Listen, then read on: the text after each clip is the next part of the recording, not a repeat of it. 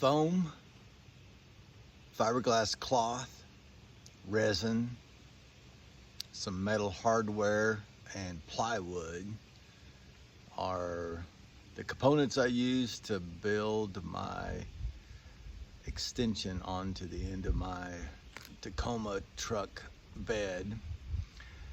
And I'm going to walk you through all the parts and everything. I'll show you the foam and all the steps in order to build one of these things.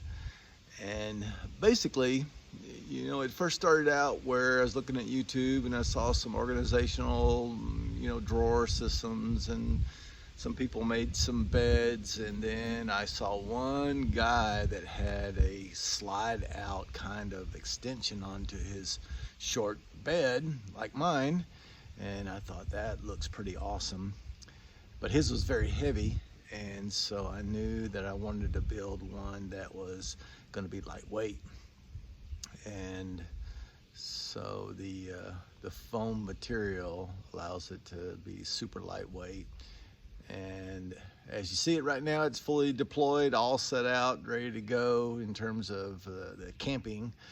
And then when I'm ready to roll down the road, all I got to do is just lift out the back, slide it up on top of the bed in the back, and then close the tailgate and the top, and I'm ready to go.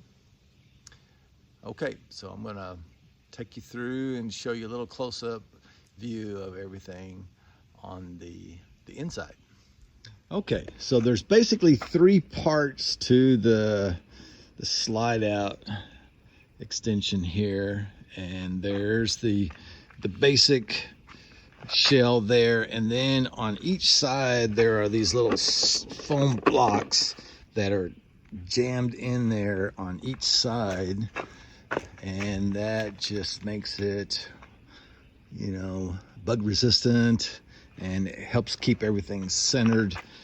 And then I've got some little magnets here that, when the door closes, it helps hold the door. But when I'm sleeping at night, I have a special little sliding lock here that I can lock the door. And of course, got a porthole to see who's coming there. Now, the way you see it right now, there's no mattress in there. I just wanted you to see the plywood deck. And then this piece right here lifts out.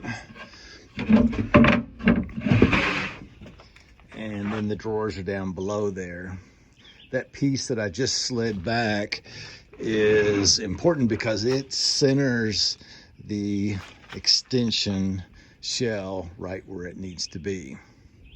And here's a close-up of the hardware that I forged. Special little handle there, the ring for the plexiglass porthole, these support straps, and then the hinges, top and bottom there.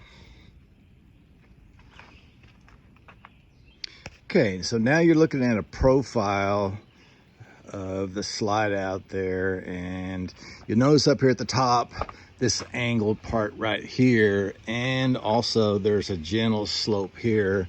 And so that little lip going up and the angle going down, that helps keep the rain out of the back of the truck, and also where it can slide off the slide out there. Plus my glass on top here also covers it, so that helps provide some rain protection. Got some little handles I made on the side there just to grip it whenever I'm pulling it out. Okay, now you're seeing the back of the truck without the slide out extension, and the plywood on the bottom there of the tailgate, that's what the extension sits on top of. And the organizational drawers are awesome. And this particular one here, the drawers are about 4 feet long, and And so this can also serve as a cooktop. This drawer on the right hand side is all about the kitchen, pantry, that sort of thing. And then I built some little dividers internally so that I can separate things. And yeah, there's the end of the drawer back there. And of course, matching handles on the outside of the slide out, and the drawers on each side have matching handles there. The drawer on the left side is basically, it's my clothes closet, and also extra gear, that sort of thing. And so wherever I'm going, whatever I need in terms of extra clothing and gear, that's what I use the left side for. And also on the left side and the right side, there's a little cubby hole there so that I can put extra water bottles. My trekking poles fit right up in there. Yep. And there's a look at the drawer, out 100%. And internally, those plastic strips, it's a plastic material, kind of like the material that cutting boards are made out of. Super slick, super tough plastic. And so the drawer just slides right on top of those effortlessly. There we go. And to keep the drawers in place when I'm going down the road, there's this little piece here that I forged that I just twist that, and that way the drawers don't move around when I'm going down the road. And the bed is just one piece of plywood that's screwed into these horizontal boards here. And conveniently, Tacoma or Toyota built in these little recessed places right here so that the supporting board that goes from the left and the right side, it just slides right down in that little spot right there. And then the plywood is screwed right on top of that.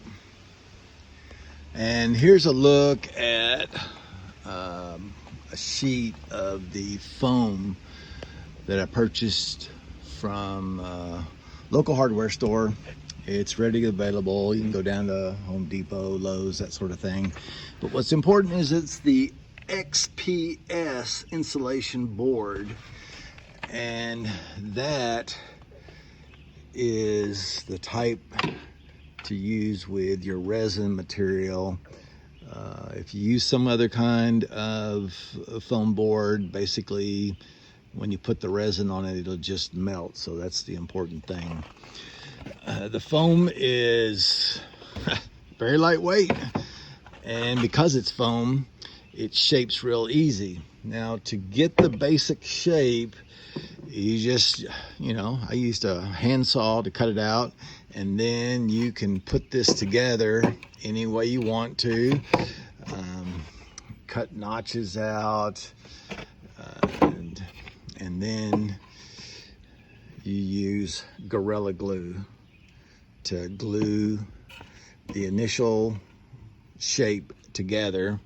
And to help everything stick together, use these bamboo skewers, and you can just push them right through the foam into the next layer after you have the Gorilla Glue put in place there, and let it dry overnight. Gorilla Glue is awesome.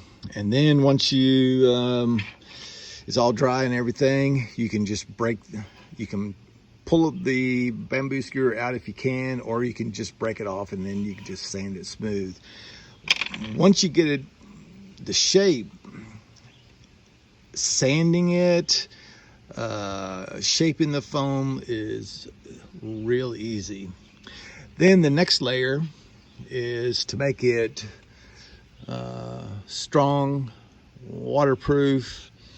You gotta put some fiberglass cloth over the top of it, and I just did one section at a time, just slowly working my way around. And the type of resin that I used was an epoxy resin made by West System.